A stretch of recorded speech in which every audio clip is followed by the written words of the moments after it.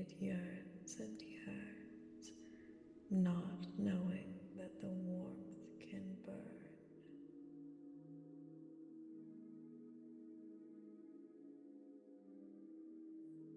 So you have decided to return.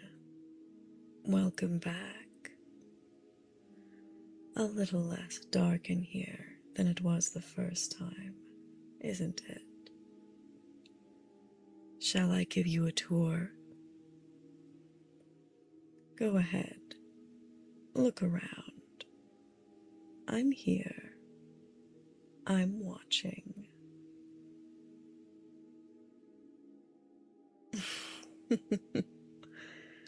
Drawn right to the fireplace. Moth indeed. The flames are beautiful, aren't they? Though eerily quiet for you, I'm sure. I find the crackling can be distracting or too relaxing for some guests. I like to quiet it for company, unless otherwise needed. It's a lovely mantle, isn't it? I wouldn't recommend touching any of the items on it. Pretty as they may be, those orbs can be unpredictable in inexperienced hands.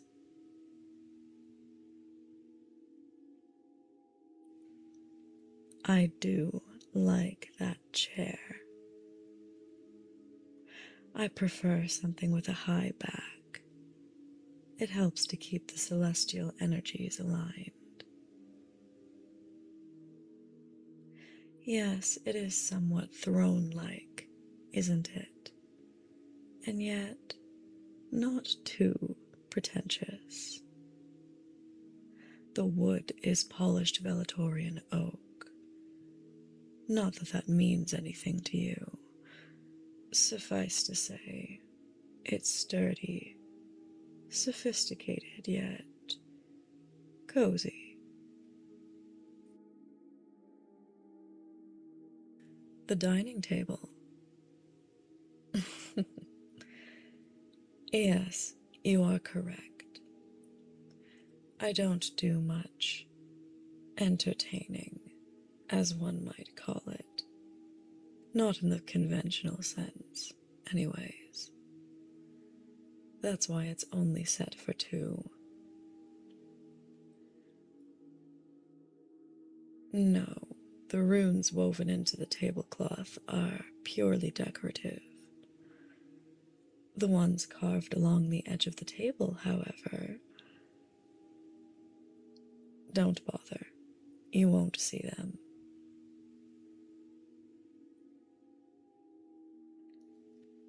An entire dining set made of Velatorian oak? My goodness, you must think me obscenely wealthy. No, my dear, it's just walnut.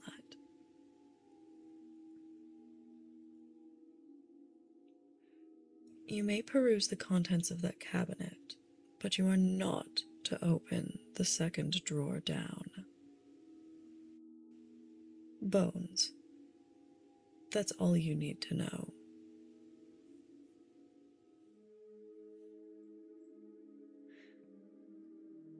Such a vast collection of dried botanicals, isn't it? Heavens knows I don't use most of them, but they're still a point of pride for me. Better to have and not need than need and not have. Wouldn't you agree?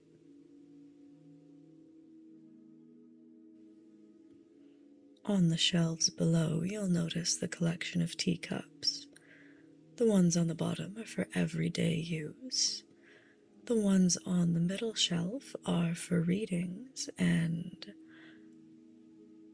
don't be silly. I don't believe in the concept of fine china meant only for display, never to be used, only to be glanced at in passing half as often as they're dusted. No, those teacups are for listening.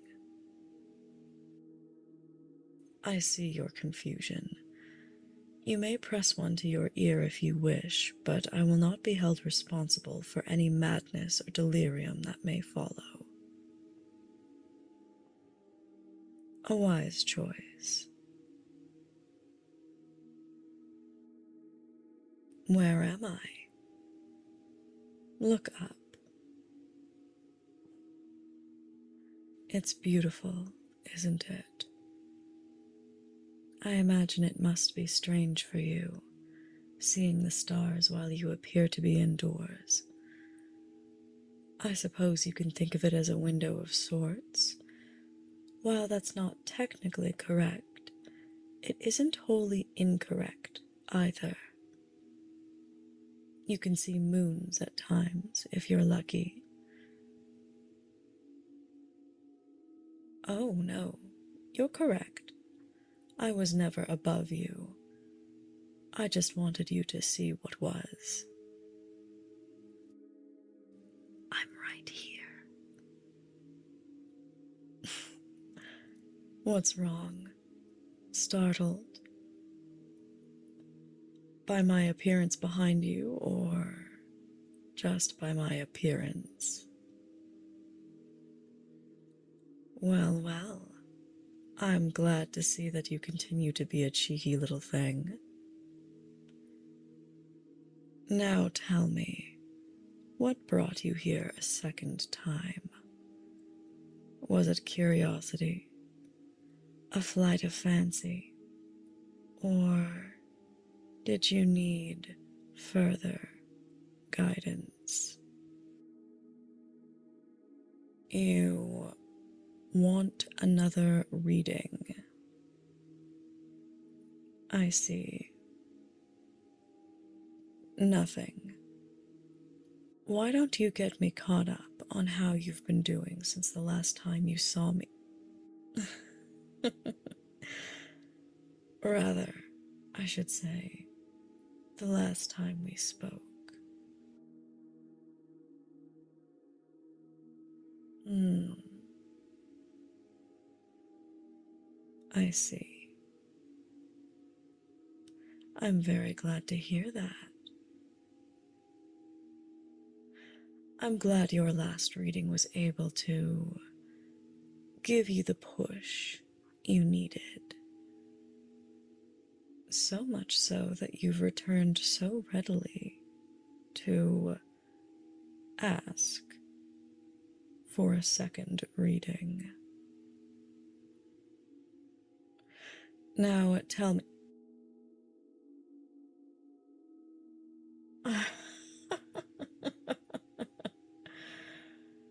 Oh, my sweet, sweet little moth.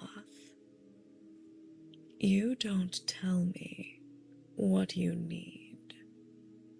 The cards tell me what you need.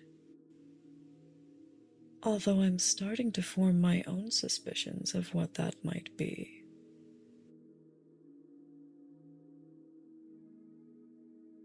Oh, you can have whatever opinions you like regarding what you want from me.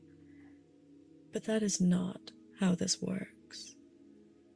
The cards will show me, will show us both exactly what you need. And that is exactly what you will receive.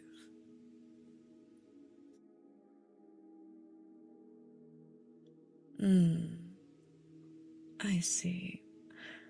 Well, may I gently remind you? Please, won't you sit? May I remind you that you do not determine how this works. You control neither the cards I pull for you nor the answers you receive. You are simply not capable of controlling me, nor, judging by your marked lack of restraint or humility since your arrival, do you seem capable of controlling yourself. The choice you've had since my lantern appeared for you a second time was the choice to walk through that door, which you made very decisively. Now, you are in my realm, my control. Do not think that because I exercised a certain mildness before that I am not capable of severity. After all, there is still a certain kindness in a prescription for cruelty. Shall we read your cards? Hold the deck. Shut your eyes. Focus. Feel the cards. Feel their energy. Feel the weight of the deck in your hands. Now start shuffling.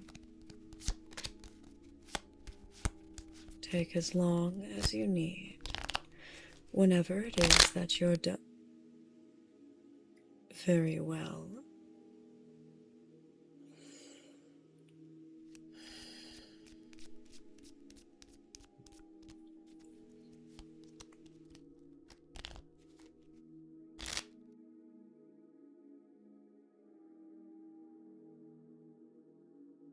Your first card.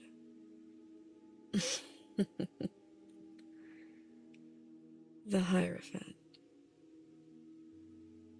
Structure, rules, traditions, the ever-constant should that haunts your peripheral vision remains ingrained in your mind.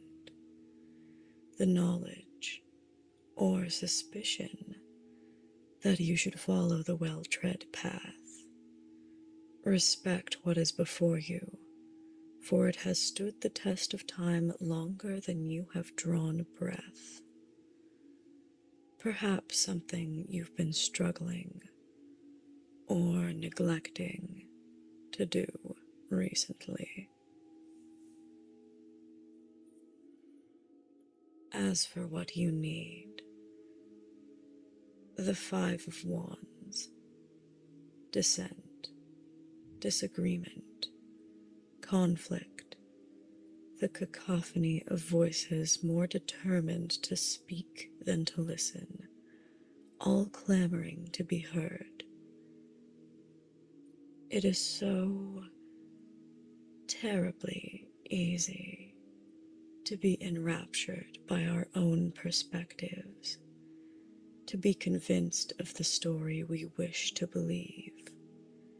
Sometimes what we need is a firm, forcible challenge to our perspective.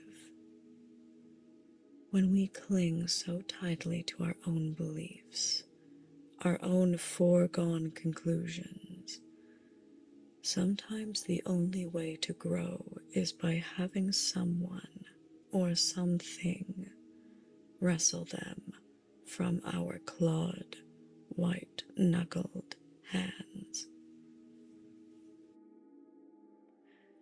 Finally, the delivery of this remedy. The sun, reversed. Overconfidence, excessive optimism, cockiness. Icarus, flying dangerously high and wanting for something to bring them back down. Oh, this reading isn't for me, my dear. It's for you. And I think you know that. Do you remember when you first came here? Do you remember how the cards conveyed your needs so succinctly? how they boiled all of those big, nebulous feelings and complicated desires down into a few little cards. A few simple pictures. The way they enabled me to read the deepest, darkest depths of you and give you what you really needed. What you could never admit that you were craving. I knew what the cards would tell me today. I understood what the consequences of this reading would be, and yet I still carried it out. Because I respect the cards. I respect the forces beyond my comprehension. Respect a lesson that you clearly have not learned yet. Stand. I said, stand. You know, a fun little parlor trick you learn in my practice is the ability to project yourself, duplicate yourself several times over. And these other selves, these temporary reflections of the true article, they feel just as real as you or I. Do you hear them?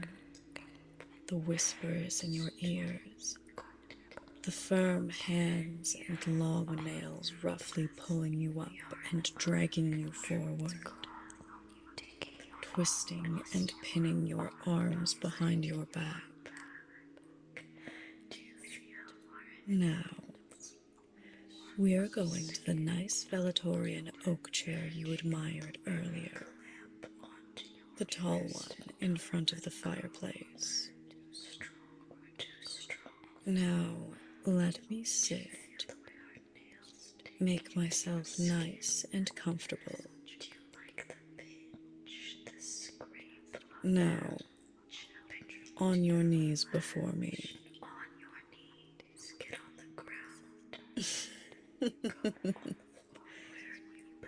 They are very strong, aren't they? Very good at pushing insolent visitors down to the ground. Our first order of business. I will break you. You will learn your place. But first, you owe me an apology. What's wrong? Can't think of anything witty to say? Was that a whimper? Make them do it again. You know, I could get used to that sound from you.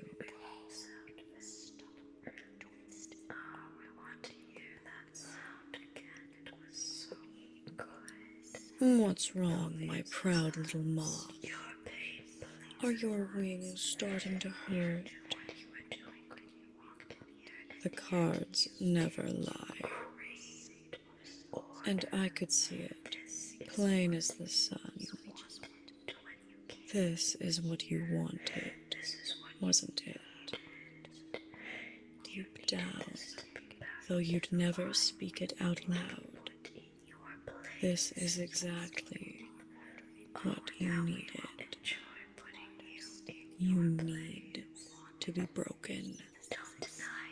You need to be taught your place.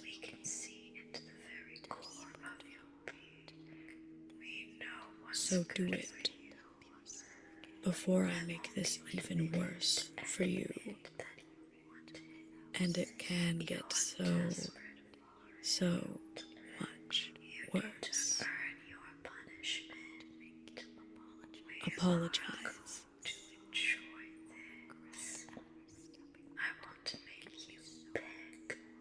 Very good. But an apology doesn't count if you don't look the person in the eye, does it? Look at me. Don't look away. Look me in the eye when you apologize to me. Try again. Apologize.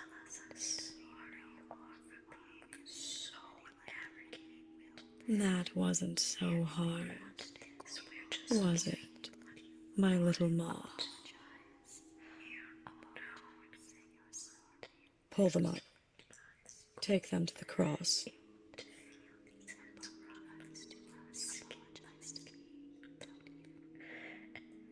Do you see that? That nice, big, wooden X, tilted at just the perfect 45-degree angle. That's where you're going. Not quite standing nor lying down. Your wrists and ankles bound to the cross, all spread out for me, leaving you completely and utterly exposed. Oh, my dear, don't be afraid. We'll tie you with the softest, smoothest, strongest silk.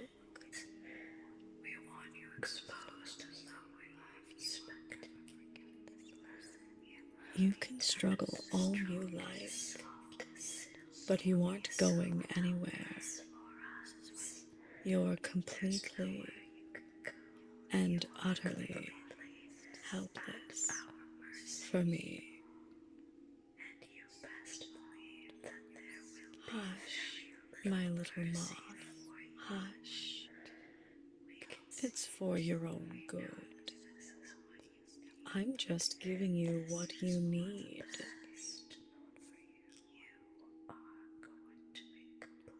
I would tell you that I find no pleasure in this, but